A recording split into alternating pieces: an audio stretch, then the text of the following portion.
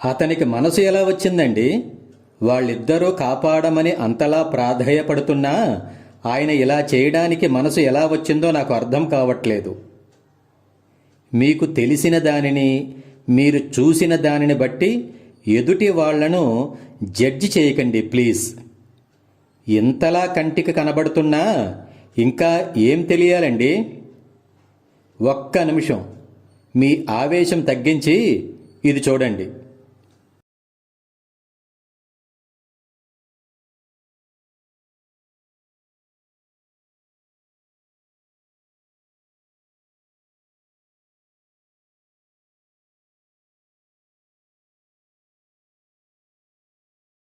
అయ్యో, చాలా పొరపడ్డానండి. కాపాడాలనుకున్న అతనినే చంపేయాలని చూశారు వాళ్ళిద్దరూ. అయినా పాపం ఆయన ఓపిక పట్టారు. చివరకు భరించే బాధకు కూడా ఒక హద్దు ఉండాలని గమనించి బండను వదిలేశారు. సారీ అండి, వారిని తప్పుగా అర్థం చేసుకున్నాను.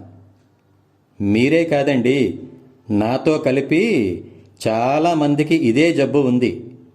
మరి ఈ జబ్బుకు మందు లేదంటారా? ఎందుకు లేదు? మనం జడ్జి పోస్ట్ నుంచి రిటైర్మెంట్ ఇస్తే బాగుంటుంది.